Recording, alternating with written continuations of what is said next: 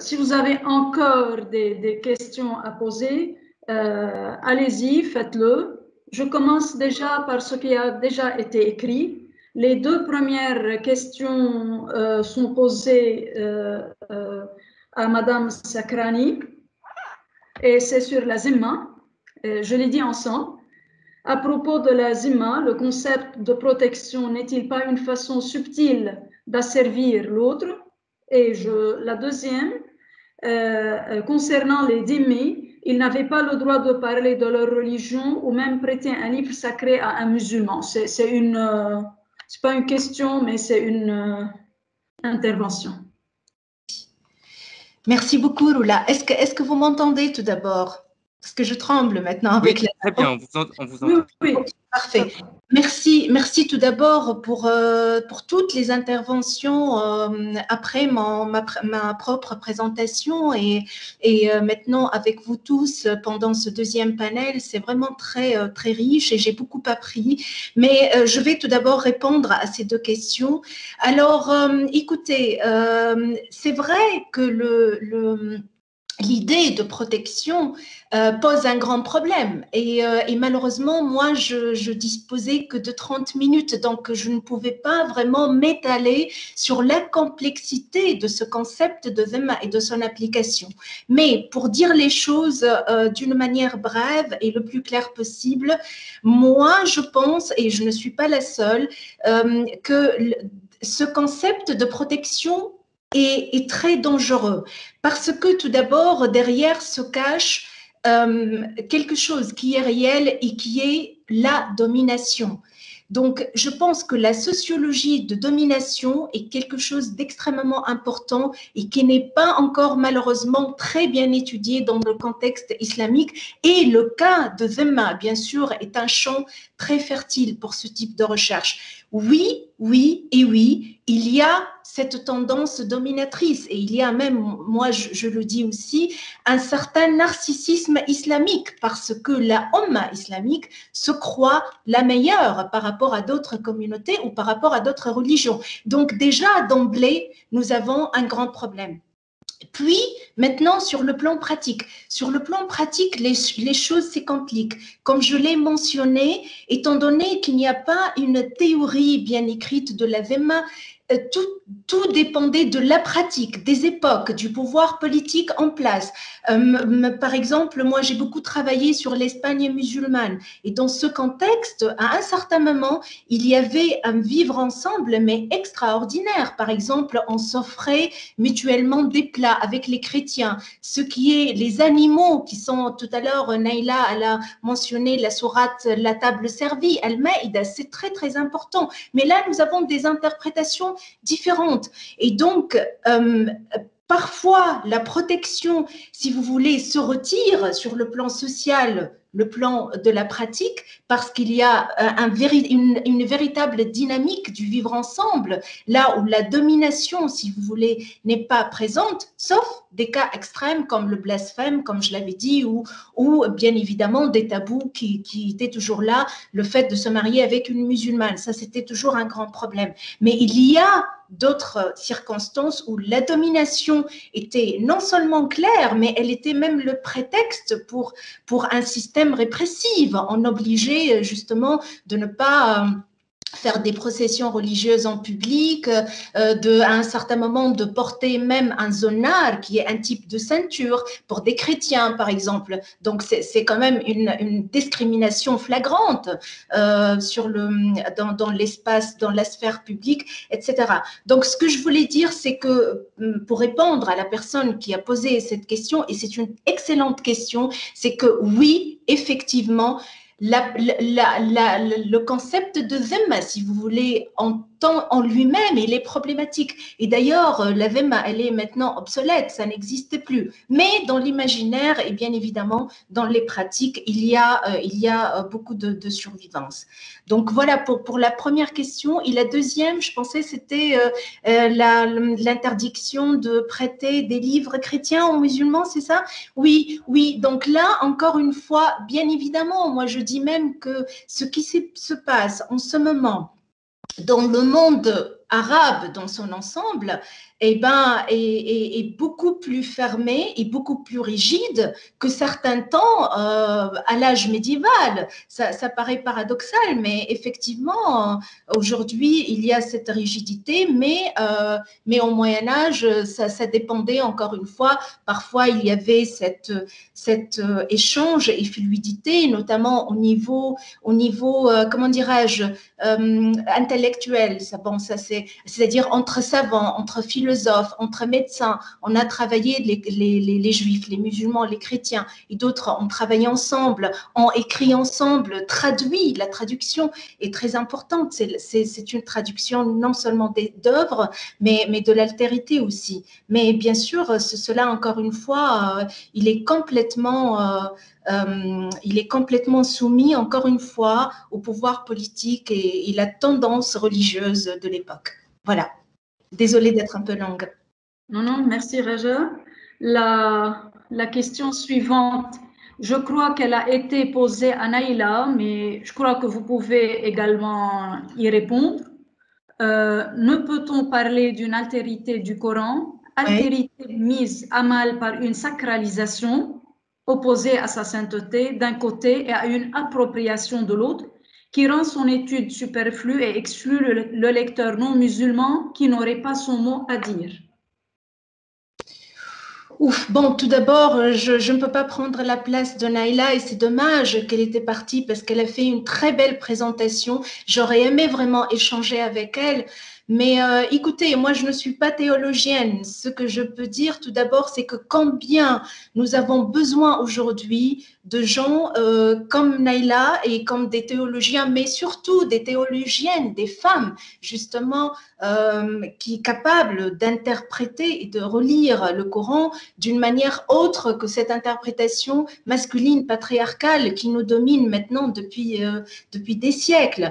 Donc, il y a ça d'abord, mais c'est une question très difficile. Moi, je n'ai pas une réponse. Ce que je peux dire, tout simplement, en tant que juriste, je ne suis pas théologienne, encore une fois, je crois que le Coran est vraiment en soi pas problématique en tant que texte sacré, mais en tant que perception chez les musulmans. Les musulmans considèrent le Coran comme un livre qui est descendu tel quel du ciel. D'ailleurs, le concept de Al-Lawh al-Mahfouz, la table gardée qui était à l'origine du Coran, pose un grand problème parce que d'emblée, ça exclut l'interprétation.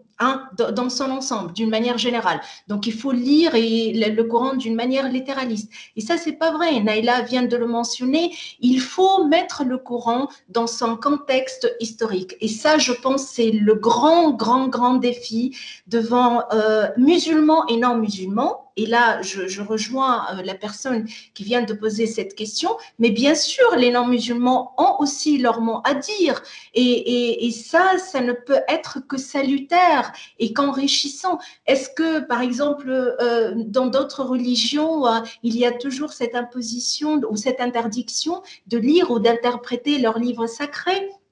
Bien sûr que c'est extrêmement important et c'est très parlant aussi parce que, d'une manière générale, moi je connais quelques sociétés arabes de l'intérieur, et vous savez, les musulmans ne lisent pas les autres livres, ne lisent pas la Bible, ne lisent pas d'autres livres sacrés et souvent ne lisent même pas le Coran, ne savent même pas ce qu'il y a là-dedans.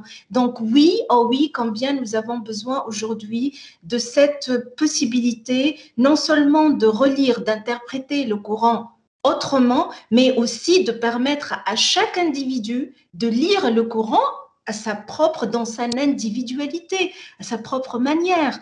Et après, bien sûr, le corpus coranique, il pose tant de problèmes parce qu'il y a des oppositions entre versets ou entre sourates. Il faut contextualiser les sourates médinoises, mecquoises, tout ce que Naïla avait traité. Et c'est là où il faut travailler, mais là, c'est un grand chantier encore à faire. La question, la suivante, elle est adressée à vous aussi, du frère Amir Jagé, qui vous remercie pour votre exposé. Sa question est concentrant concentrant, c'est ce qu'il écrit, la dimension verticale de l'autre, Dieu, dans l'islam, mais surtout de la dimension négative de cet autre, c'est-à-dire du Satan. Oui. Les soufis musulmans du Xe jusqu'au XIIIe siècle ont formé l'idée que Dieu, qui est plein de tendresse, a pu pardonner à cet ange déchu et même il lui a rendu le rang de l'ange, ce qui est très étrange de la théologie musulmane. L'idée de parler de Satan comme autre n'est-elle pas une idée spécifique chez les soufis? Ah non, ça, je ne le pense pas. Moi, quand j'ai parlé de Satan comme l'autre négatif, c'était pas à travers une perspective soufie. Non, non, pas du tout, pas du tout. Moi, j'ai exposé, si vous voulez, j'ai fait un résumé de la pensée, de l'exégèse musulmane, si vous voulez. Donc, c'était pas du tout une perspective soufie. C'était pas du tout une perspective soufie. Et c'était, moi, quand j'ai traité la figure d'Iblis ou de Satan comme un autre radical, c'était pour insister sur cette angoisse. Je crois que c'était mon collègue Amin Ilyes tout à l'heure qui parlait du désarroi. Oui, et il a raison. Donc, c'était pour parler de l'angoisse, le désarroi d'être soi, de se sentir individu libre, puisqu'il y a toujours cette angoisse de dérapage. Il y a Iblis, là, il y a toujours le spectre d'Iblis qui hante le musulman à cause de la déviation, à cause de la si je désobéis, qu'est-ce qui va se passer? Serais-je encore un bon musulman? C'était par rapport à cela que j'ai parlé de l'altérité radicale d'Iblis, et non pas à partir de la vision, de la perspective soufie. D'accord. Voilà. Alors, nous avons peut-être une question pour Amine ou pour le professeur Dakash. Oui, justement, je vais la lire. Deux questions au père Dakash. Vous avez parlé de l'islam libanais. Quelle est la nature de cet islam aujourd'hui à la lumière de la régression chrétienne? Et le discours culturel chrétien est-il un discours extrémiste? Est-ce que Père Dakash est toujours avec nous? Oui, je suis là, je suis en train de suivre les questions-réponses intéressantes. Le discours chrétien est-il un discours aujourd'hui extrémiste au Liban? Je ne le pense pas. Comme dans toute société, il y a des différences, et il y a des différents discours, si je peux dire. Il y a des discours multiples. Il y a, je pense, si on applique une certaine typologie, il y a un discours extrémiste, oui, qui dit clairement que ce Liban qui existe aujourd'hui n'est plus viable, n'est plus vivable aussi. Allons vers un fédéralisme pur et dur et coupons le territoire en quelques tranches et c'est fait. Voilà, disons ça, c'est et qui aussi qui est doublé ce discours par pas simplement une critique, mais un refus idéologique de tout ce qui est musulman. Ça, c'est une évidence, ça existe. Mais je ne pense pas que, grosso modo, chez les chrétiens, que ce discours soit représentatif de l'ensemble des chrétiens du Liban d'aujourd'hui. Non, il y a un autre discours qui est plutôt, disons, confessionnaliste, oui, c'est-à-dire refaisons un nouveau modèle de la répartition confessionnelle au pouvoir, répartissons le pouvoir d'une autre manière, ça existe aussi. C'est un discours qui est actuellement au pouvoir, si je peux dire, et qui ne cesse quand même, disons, d'être là. Et peut-être il n'est plus aussi fort qu'avant, mais il existe toujours.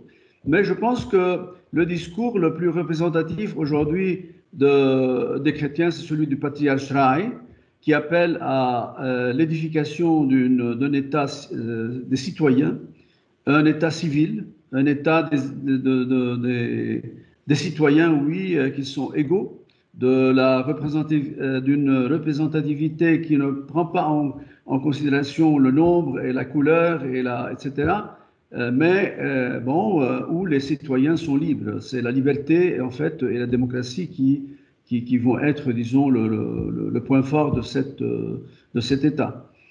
Oui, et ici, disons, au niveau de notre université, notre discours depuis longtemps, c'est celui de la charte de l'université, c'est de militer pour, disons, cet État des citoyens.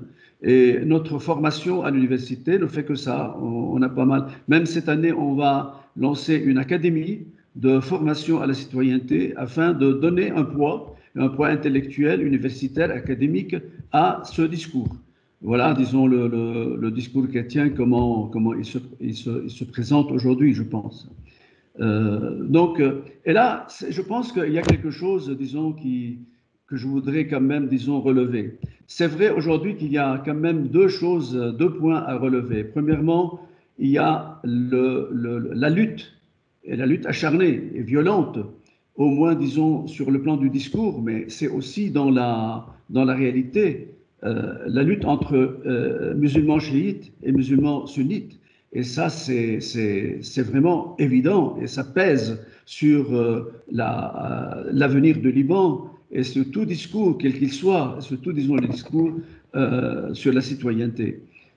Mais il faudra tenir compte aussi d'une autre chose, c'est que c'est une lutte, c'est une gestation. On ne peut pas imaginer l'histoire comme des positions figées une fois pour toutes.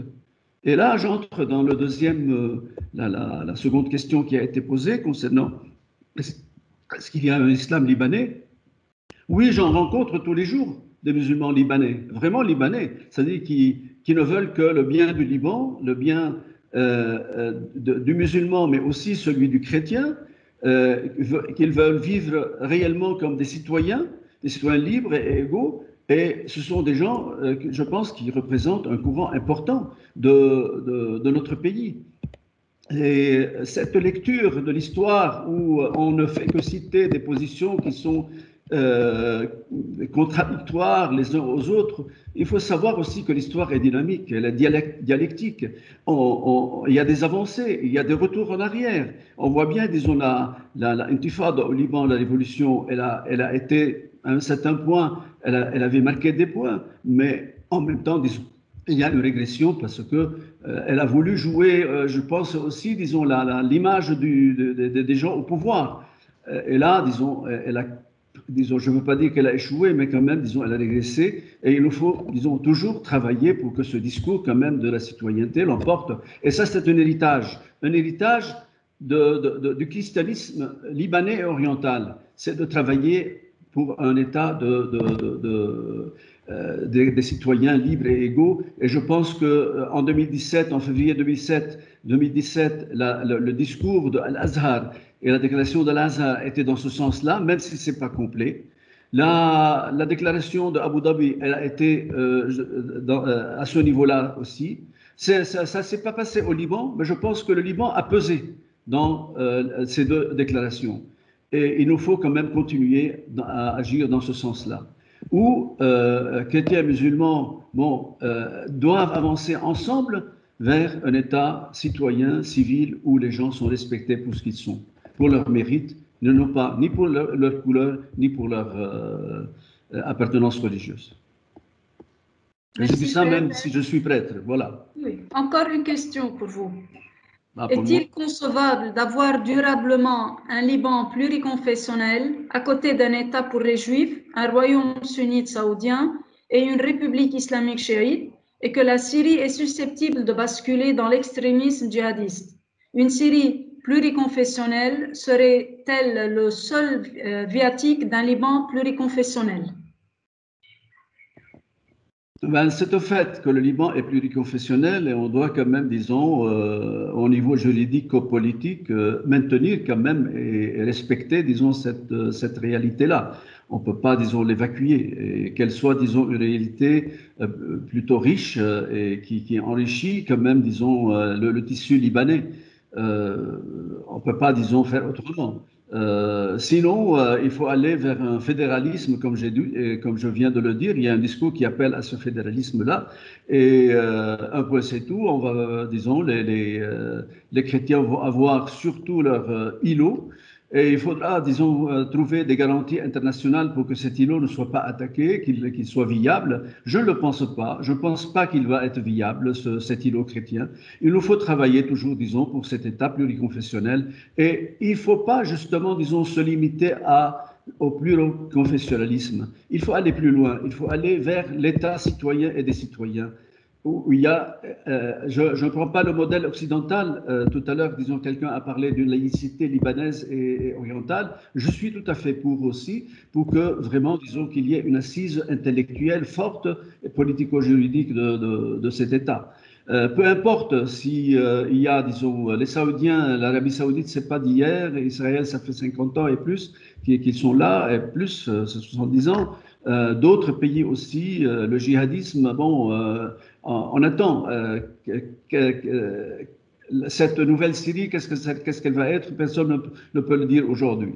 Je pense qu'elle va rester comme ça un siècle encore.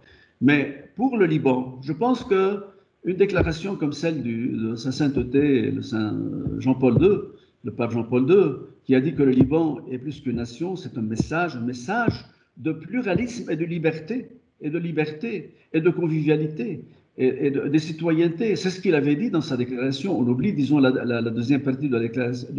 C'est un rêve, mais c'est un appel vraiment, disons, à traduire nos rêves en réalité. Et je pense que les rêves ne sont jamais impossibles lorsqu'il y a une conviction, une foi et une volonté d'aller plus loin.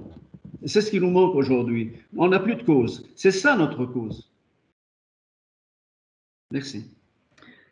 Merci. Une question à Amine.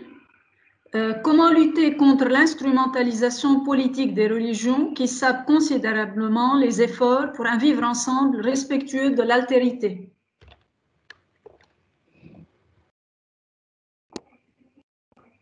Merci pour la question, Roula. Je pense que, je pensais à cette réponse aussi en écoutant la réponse du professeur Dakash. Régime de citoyenneté, bien sûr. Alors, ici, il faut tirer l'attention vers un problème qui est bien dangereux dans la relation entre communautés au Liban, et notamment entre chrétiens et musulmans, entre même musulmans, entre eux-mêmes, hein, sunnites et chiites maintenant. Il y a un vrai problème et un très dangereux problème, c'est le problème de la confiance. Il n'y a pas de confiance entre communautés religieuses au Liban. C'est-à-dire les chrétiens n'ont pas confiance, la communauté chrétienne n'a pas confiance dans les communautés musulmanes et vice-versa. Alors, si on n'a pas cette confiance, et je vais arriver à ma réponse concernant la question, voilà. Si cette confiance n'existe pas, alors toute tentative d'établir un régime de citoyenneté est un peu difficile. Par exemple, si les chrétiens, je suis d'accord entièrement avec le professeur Dakash sur le fait que le discours du patriarche Shararai est un discours pour un État civil où il y a une distinction entre religieux et État et un État de citoyenneté. Très bien, mais comment établir ce régime de citoyenneté avec les musulmans qui n'arrivent pas jusqu'à aujourd'hui à faire une séparation bien claire entre leur appartenance religieuse et spirituelle à la Ummah et leur appartenance politique à cette Ummah. Donc, si les musulmans n'arrivent pas à faire cette séparation entre appartenance spirituelle à la Ummah, comme c'est le cas du catholique par exemple, qui a une appartenance spirituelle à Rome, mais en même temps son appartenance politique, elle est envers son État. Hein? Les musulmans actuellement, que ce soit au Liban ou ailleurs, ils ont cette appartenance politique à cet imaginaire qu'on appelle Ummah. Donc, tant qu'on n'a pas décidé en tant que musulmans de faire cette distinction, cette séparation entre appartenance spirituelle et religieuse à la Ummah et appartenance politique à notre État, envers notre État, alors ça sera difficile d'établir un régime de citoyenneté. Ça, c'est de un. De deux, comment alors affranchir, disons, la religion, et notamment la religion musulmane, de cette instrumentalisation? Tout simplement, il faut revisiter ce système de pensée islamique, Manzouma al-Fikr al-Islami, dont nous a parlé Jamal al-Banna, qui date de 10 siècles. Il faut revisiter ce système, il faut travailler là-dessus, il faut revisiter et relire le patrimoine musulman. à la lumière de la science actuelle, à la lumière de la méthodologie actuelle. Et il faut, comme l'a dit le professeur Raja Sakrani, il faut remettre ce patrimoine, il faut l'affranchir de cet imaginaire, de cette mythologie et le tirer vers l'histoire. Et une fois ce patrimoine, il est historiquement étudié, alors les musulmans, ils seront plus, leur rapport à leur religion sera plus rationnel. Et comme ça, on peut s'affranchir de plus en plus de cette instrumentalisation où ces courants extrémistes ou takfiristes ou salafistes ou, je ne sais pas, djihadistes, qui fait de la religion musulmane une idéologie sociologique, politique, même économique. Il parle de la finance islamique. Il parle tout ce qu'on fait maintenant, c'est on ne peut pas, en tant que musulmans, ne faisons pas cette séparation entre appartenance spirituelle et appartenance politique à la Ummah, on fait que il faut islamiser la modernité. Mais est-ce que c'est un phénomène qui est valide, qui peut être utile pour les musulmans actuels, ou bien il faut, tout en sauvegardant la religion musulmane en tant que rapport avec l'au-delà, il faut aller vers moderniser les sociétés musulmanes. Je pense que c'est ici le défi. On peut parler jusqu'au matin, mais on n'a pas le temps. Merci. Merci, Amine. Je crois que Emmanuel avait une question à poser. Merci, Roula. Oui, aujourd'hui, il y a des voix de politologues qui envisagent la possibilité que le Liban disparaisse. Alors, je voudrais donc, Joe, me poser la question suivante et peut-être en réponse à cette éventualité, est-ce qu'au contraire, autrement dit, cette pluralité, l'éventualité d'une implosion multireligieuse, multiculturelle au Liban, mais alors Joe me pose la question suivante, et peut-être à Amine, est-ce qu'au contraire, au fond, il y a certes une confrontation entre chiites et sunnites, mais la pluralité religieuse, avec la pluralité des chrétiens au Liban, est-ce que ça ne peut pas être une bénédiction pour montrer et pour construire un projet de citoyenneté? Alors, Amine, peut-être. Merci, Emmanuel. Je pense que oui, comme l'a déclaré déjà le pape François Ier, il a déclaré que le Liban, il risque de perdre son identité. Alors, un pays qui va perdre son identité, alors il va disparaître. Bien sûr, les montagnes resteront ici, la mer, elle reste là, la plage, elle reste là. Mais le Liban, en tant qu'idée, en tant que projet de civilisation, en tant qu'espace de symbiose entre cultures, langues, civilisations différentes, ça ne va plus exister si nous restons sur cette même voie. Hein?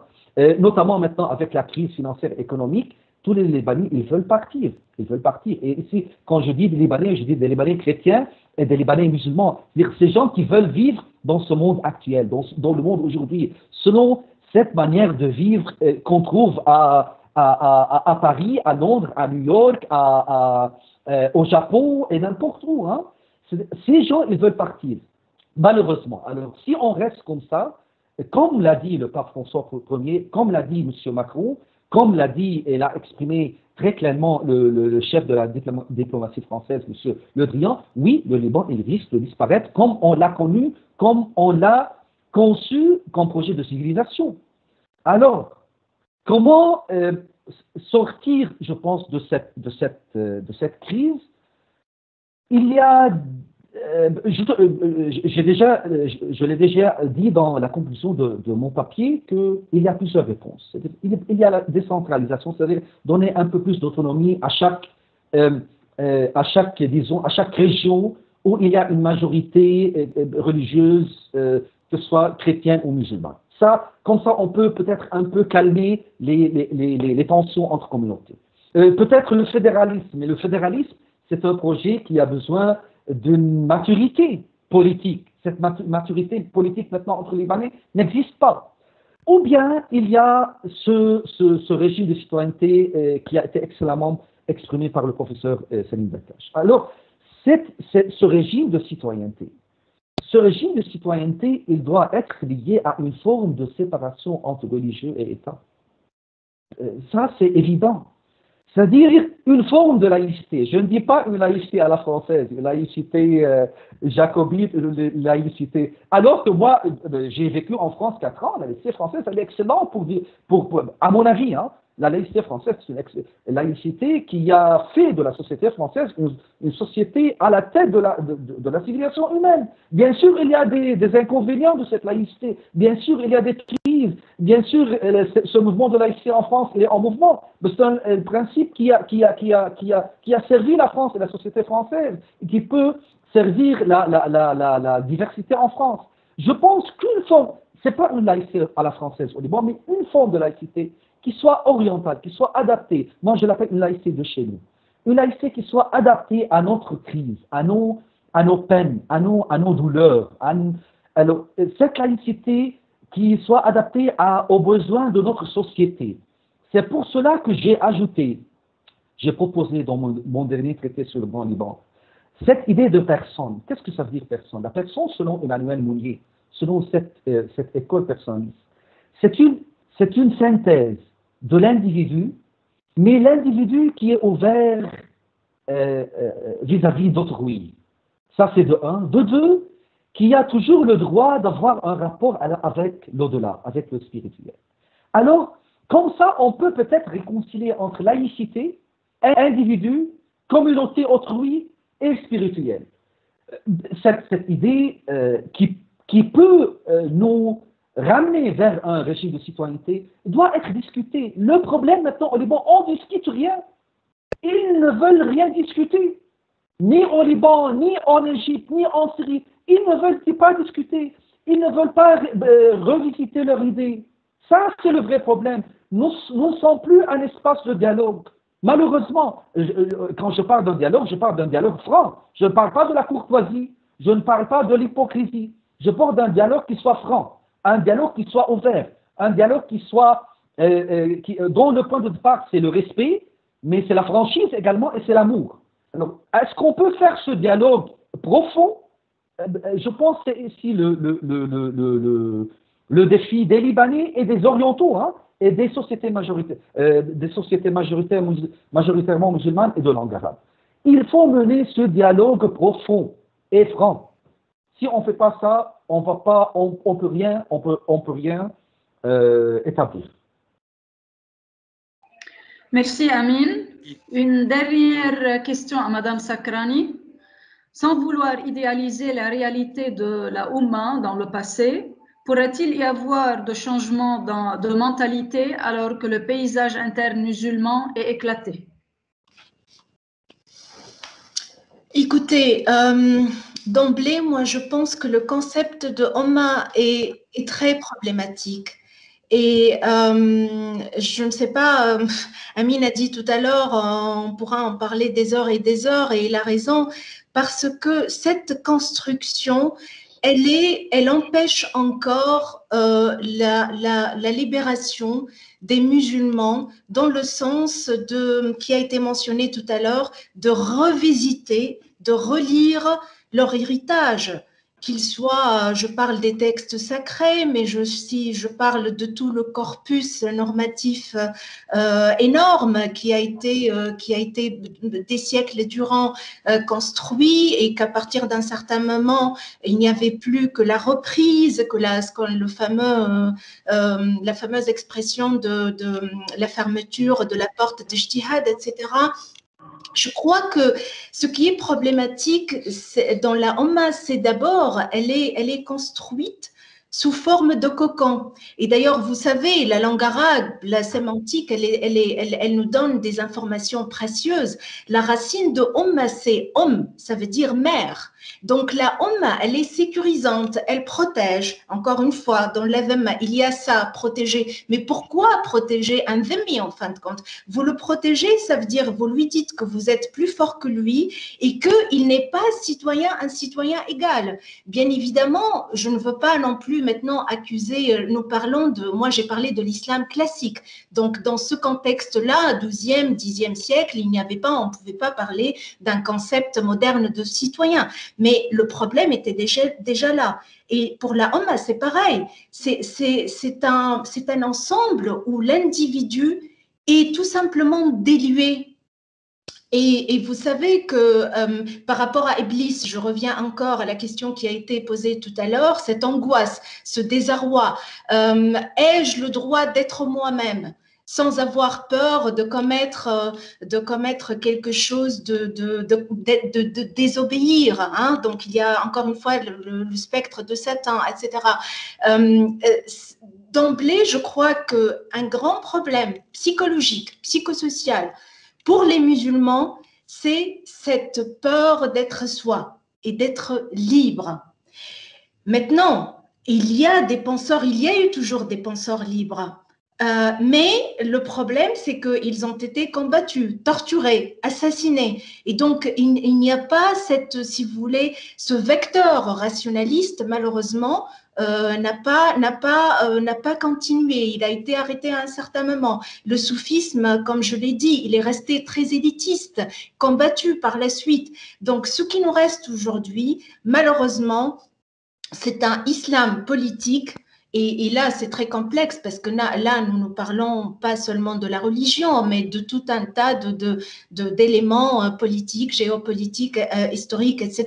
Donc, il y a toute cette complexité aussi qui, justement, font tout pour fermer la porte au dialogue, comme a mentionné Amine tout à l'heure. Oui, il a raison, il n'y a pas de dialogue parce qu'il y a des libéraux, il y a des musulmans, des libéraux qui ont envie de vivre en tant que citoyens, appartenir à un pays, appartenir à un Liban, à un Égypte, à une Tunisie, à un Maroc, en tant que citoyen, pas en tant que umma, pas en tant que communauté. Mais le problème, c'est qu'ils n'arrivent pas à s'en sortir, même après les contestations, ce qu'on a appelé les révolutions arabes. Vous avez bien vu, même la Tunisie, il y a encore où on parle très peu parce qu'on a l'impression que ça marche bien avec des élections libres, etc. Ça, c'est vrai, c'est un acquis. Mais les islamistes poussent tous les libéraux à partir. Amine, tout à l'heure, il a dit les Libanais, ils veulent partir. Ben oui, c'est un grand problème, la fuite des cerveaux. Ces musulmans, justement, des médecins, des intellectuels, mais le pays sera vide bientôt. Donc, il y a cet islam-là qui est fort par l'argent, par tout un bon, vous savez, maintenant je ne vais pas entrer dans des détails géopolitiques complexes, etc., mais qui sont forts, qui sont un grand network et qui ont le pouvoir et qui peuvent faire des choses. Et donc, mettre en cause le concept de Ummah n'est pas une mince affaire, mais c'est quelque chose qui doit être fait parce que sinon on va jamais s'en sortir. Il faut donner aux musulmans la possibilité et l'espace d'être tout d'abord un individu, musulman ou pas, peu importe, libre. Donc, avoir la décision. Pourquoi la conversion, par exemple, est toujours comme une autoroute, mais dans une seule direction, hein? Tous les autres peuvent se convertir en islam, mais le contraire n'est pas vrai. Ça, c'est encore une fois ce problème de narcissisme que j'ai mentionné tout à l'heure. Et la Ummah joue un grand rôle dans tout cela. Donc, c'est une Ummah protectrice et qui emprisonne d'une certaine manière. Il faut percer, il faut sortir de ce cocon. Merci Raja. Si vous avez eu le temps de lire un peu dans le chat, il y a encore quelques questions, mais le temps passe et il faut conclure avec Michel. Michel? Merci beaucoup. En effet, la richesse du débat montre à quel point c'est une question ouverte. intéressante qui invite à poursuivre. Je voudrais d'abord remercier vraiment tous les participants, tous ceux qui ont pris la parole lors de ce webinaire, mais aussi tous ceux qui ont posé des questions parce que ça a alimenté la réflexion. À vrai dire, je craignais un peu avec ce temps allongé de débat, mais ça a été vraiment passionnant. Un grand merci à vous. Et cette manière de procéder fait partie de la vocation de la plateforme plurielle. On a la certitude maintenant que c'est dans cette voie-là qu'il faut persévérer, ouvrir ces temps d'échange, y compris largement ouverts à tous les participants, avec toute leur sensibilité, pour qu'on puisse échanger, je dirais, sans langue de bois. Et on l'a vu aujourd'hui, il y avait des paroles assez fortes, dites comme telles, des inquiétudes exprimées comme telles, et puis avec rigueur, rigueur de la lecture académique. Pour conclure, je retiendrai 3 grandes lignes. Je dirais le mouvement entre la première et la deuxième partie montre à quel point les questions de fond abordées par Raja Sakrani, Naila Tabara, les lectures coraniques, les répondants suivant les différents axes de Tobias Specker, de Michaela Nollinger, d'Alessandro Ferrari, sont liés, intimement liés à des réalités concrètes vécues. Et on a vu la traduction dans le contexte libanais. Nous sommes persuadés, au niveau de la plateforme plurielle, que les questions qu'on appelle généralement théoriques, elles ne sont pas déconnectées, elles ont au contraire un impact dans des situations concrètes. Ça, c'est la première leçon que je tire, dont on a eu la confirmation par ce webinaire. La deuxième, c'est l'importance des disciplines, l'interconnexion des disciplines. On l'a vu, on l'a entendu, la lecture des textes, le questionnement à partir de l'histoire, à partir des mécanismes de pensée, des schèmes de pensée. Il est important d'avoir ces espaces de dialogue, une plateforme comme la nôtre, où il y a une pluralité des disciplines, rend possible cet échange qui lui seul permettra d'aller plus loin au niveau de ces interrogations. Et puis le troisième axe que je retiens, c'est l'actualité du sujet. De fait, on n'a pas voulu aller uniquement dénicher une question théorique qui relève d'un autre ordre, mais c'était une question sensible, on le mesurait, on l'a vu aujourd'hui, qui n'est pas facile toujours à concevoir ou à approfondir dans un temps court, mais on a eu la certitude qu'en bonne intelligence, on était capable d'aller en profondeur, au cœur des questions, sans prétendre avoir épuisé tous les enjeux de cette question.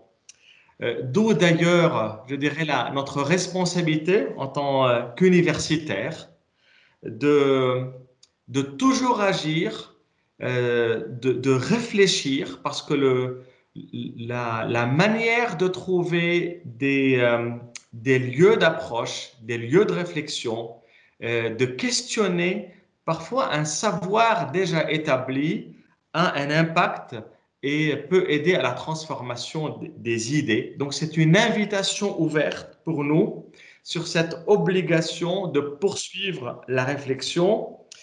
Et pour finir, je dirais, c'est une invitation à poursuivre la réflexion lors de notre prochain congrès. Donc, je conclurai avec de la même manière que j'ai ouvert ce webinaire. C'est une invitation à tous de poursuivre en allant cette fois-ci au cœur même du contexte qui nous a préoccupés lors de ce webinaire, à Beyrouth même, en mai 2022, pour poursuivre avec cette même exigence, cette même rigueur, parce que c'est une question d'actualité, parce que c'est une question qui a un enjeu majeur pour notre avenir. Et sur ce, je voudrais clore notre webinaire et espère vous retrouver aussi nombreux qu'on l'a commencé, mais cette fois-ci, je dirais en vrai, à Beyrouth.